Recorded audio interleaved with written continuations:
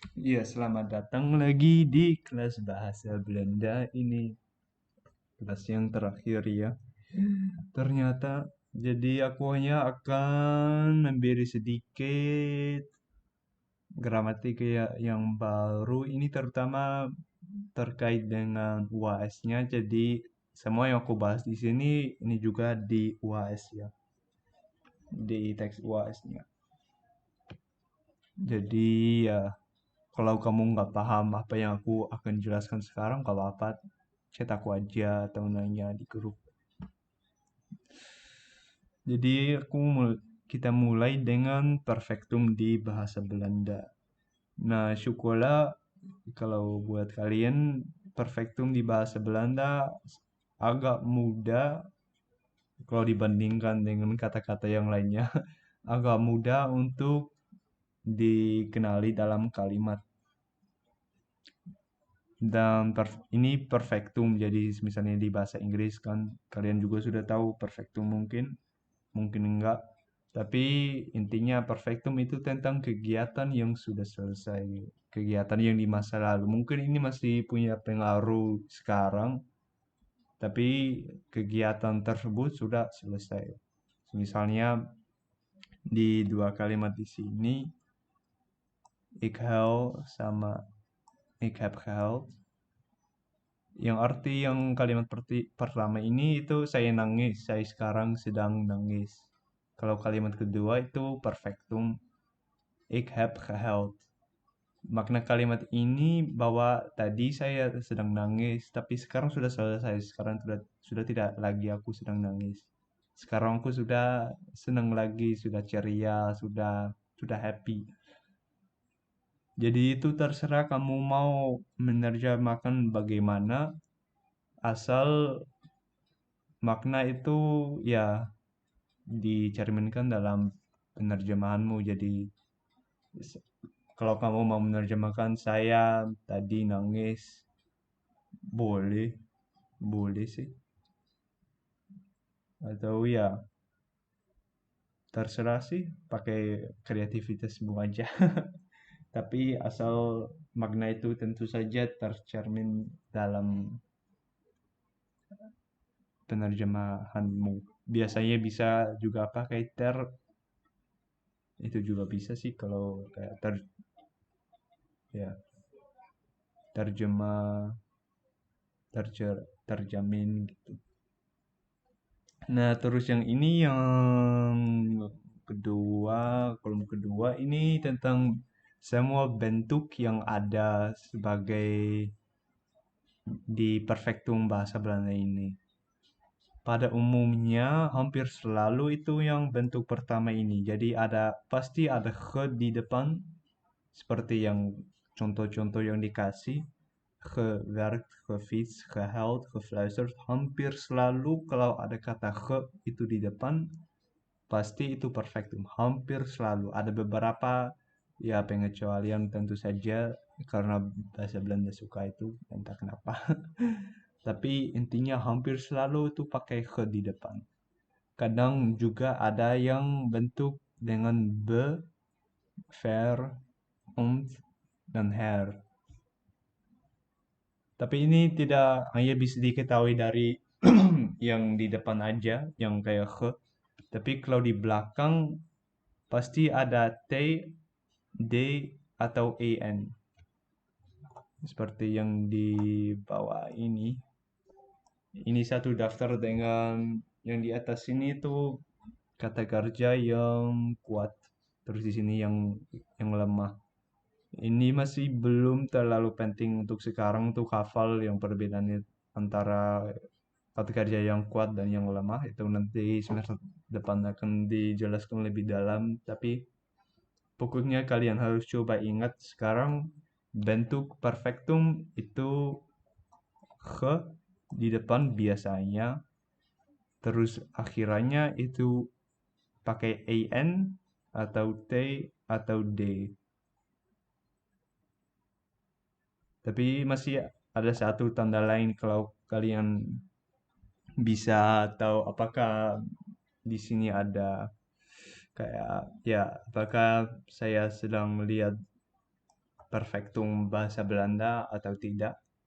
Kalau perfektum di bahasa Belanda pasti selalu ini hukum yang memang selalu diterapkan. Pasti ada kata kerja pembantu di depannya yaitu worden, zijn atau haben. Kalau worden itu biasanya itu selalu dipakai dalam konteks kalimat pasif ini nanti aku jelaskan ini lebih dalam. Kalau zijn ingat ini sangat tidak teratur. Jadi itu dengan is, ben itu semua dari kata kerja zijn. Dan yang kata kerja terakhir haben mempunyai. Jadi kalau perfektum pasti selalu ada kombinasi dengan salah satu dari tiga kata kerja pembantu ini. Lihat aja di contoh ini kamu nggak perlu tahu arti kalimat sih. Ini hanya penting kamu bisa lihat dan tahu um, ya perfektum di mana. Jadi kalau di kalimat pertama ya perfektum ini jadi biasanya agak di akhir kalimat ditaruh sih biasanya nggak di depan tapi biasanya di belakang atau hampir di belakang. Jadi yang pertama di sini ada gezocht di sini. Itu pakai ge di depan sama t di belakangnya. Nah, bagaimana kamu bisa yakin ini memang perfektum? Ya, di sini masih dipakai juga kata kerja pembantu.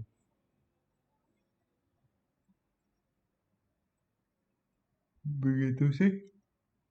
Terus di sini ada kata ini di belakang kalimat yang pakai ke di depan dan d, t atau en di belakang. Itu sudah hampir yakin ya perfectum. Bagaimana bisa yakin? Ya lihat kalau ada kata kerja pembantu ini. Di sini juga lagi ada ke dengan t di belakang. Bagaimana bisa yakin apakah ini memang kata kerja perfectum? Lihat apakah ada kata kerja pembantu yang dari worden, zijn atau hebben. Nah, jadi kamu sudah tahu sekarang ini memang merupakan um, perfectum. Nah, terus kamu pengen tahu ini sebenarnya dari kata kerja apa. Nah, kan aku tadi sudah bilang bentuknya biasanya ke plus akar kata plus t atau d atau en. Nah, jadi kalau kamu bingung ini dari kata kerja apa sebenarnya sih?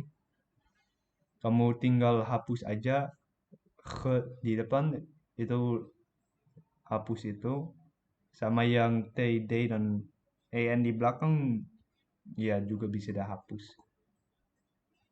Kalau kalau en nggak perlu dihapus, tapi misalnya kita lihat yang kata terakhir ini gevallen. Nah, kita ingin tahu ini sebenarnya dari kata kerja apa sih? Kita sudah tahu ini perfectum, tapi kita belum tahu ini dari kata kerja apa. Nah, kita hapus ke itu, tinggal fallen. Fallen itu sudah pakai en di belakang, jadi sudah langsung bisa dicari di kamus gitu. Jadi tinggal aja cari fallen kalau gitu artinya jatuh. Jadi kalau gitu kamu sudah tahu artinya dari perfectum apa. Contoh lain aku ambil gewerkt. Nah, bagaimana kita bisa mengetahui akar kata ini apa ya? Kita hapus ke itu sama yang t di belakang ada werk. Ini belum berbentuk en, jadi kita tambah aja en karena kalau di kamus pasti pakai en.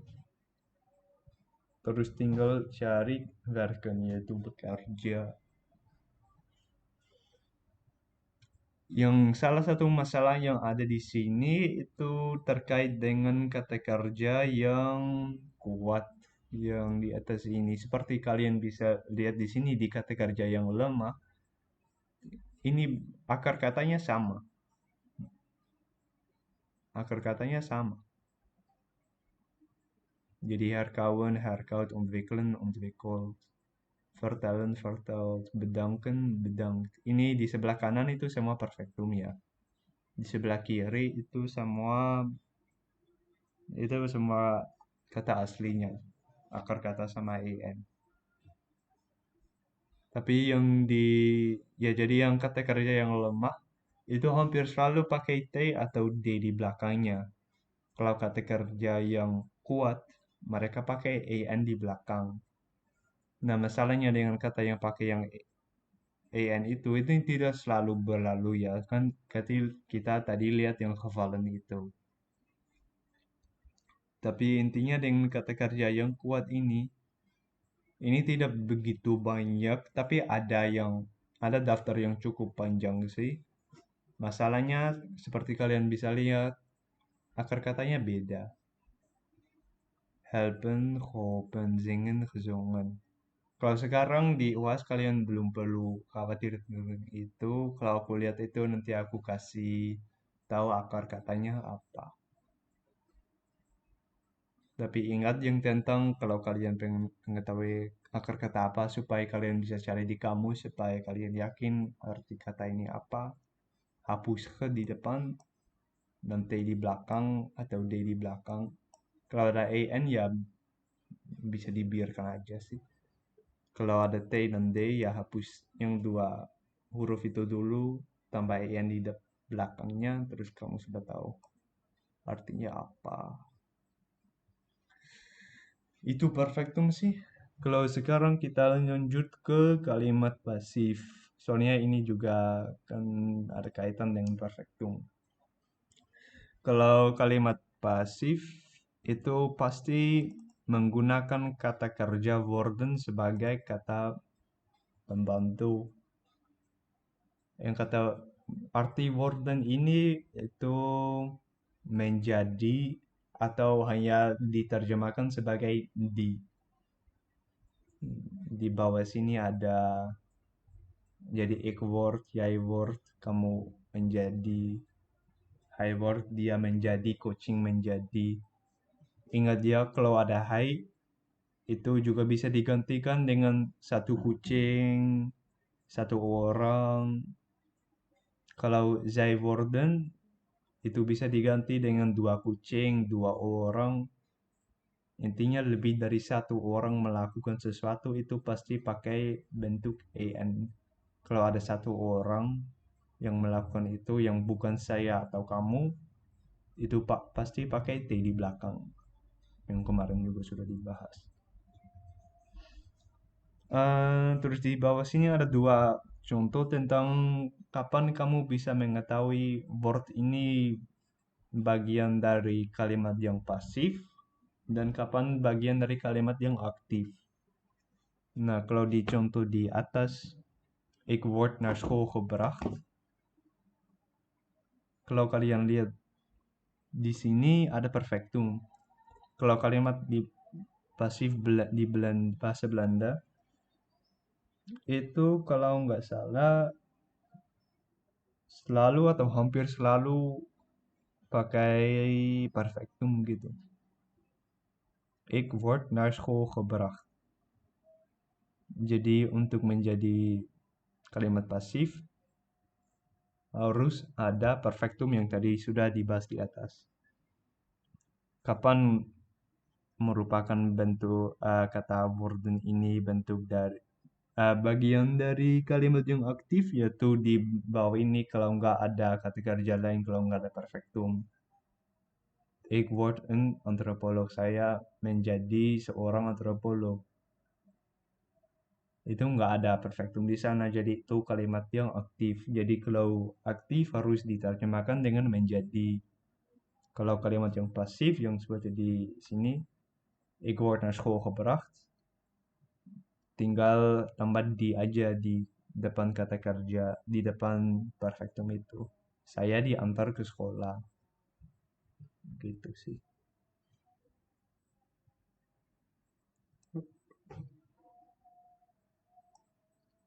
Di bawah sini ada masih beberapa contoh saja. Wij worden gemarteld, kami disiksa. Zij worden uitgegeven, mereka dikasih kue. De telefoon wordt gebroken, HP-nya dipecah. Jadi semua diterjemahkan dengan di aja, boleh. Boleh gitu saja sih.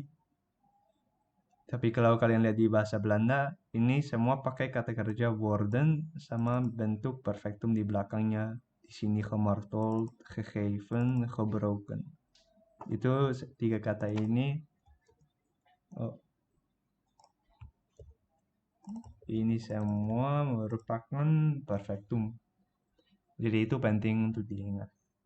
Soalnya ada beberapa kali nanti akan ada kalimat yang pasif. Terus yang terakhir sebagai tambahan aja, ya itu kata ini yang kata di dan kata dat. Ini singkat aja sih. Ini diterjemahkan dengan yang. Tapi penting untuk diingat kalau ada koma terus di bawah di belakang itu ada kata di atau dat. Kalau demikian itu berarti di kalimat sebelumnya dimaksudkan dengan kata di ini di sini. Yang dimaksudkan adalah OND-nya di kalimat sebelumnya, yaitu siapa itu yang teman ini. Jadi yang kata di ini bilang sesuatu tentang OND-nya di kalimat di bagian kalimat sebelumnya. Itu ya pria itu di sini. Jadi ingat itu, Sonia juga itu datang nanti. Kalau di dan dat itu juga bisa berarti ini dan itu. Tapi itu biasanya kalau di depan kata benda. Kalau di depan kata benda, seperti Diman, kalau gitu berarti pria itu. Kalau Deman,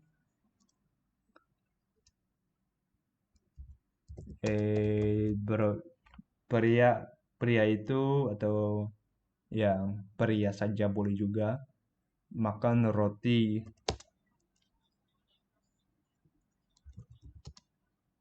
Dan lekker yang enak. Nah, yang kalau di sini dat ini tidak bilang sesuatu tentang OND-nya tapi tentang LV-nya ini. Ini tentang ini bilang sesuatu tentang rotinya yang enak. Jadi ingat itu aja kalau ada koma terus di belakang ada di dan atau dat.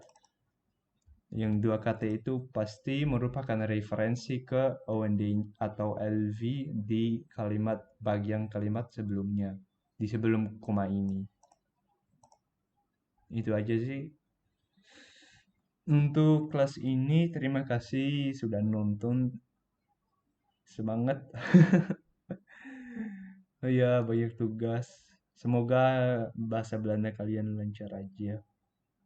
Kalau masih ada pertanyaan tentang materi ini ya jangan malu nanya dong. Terima kasih.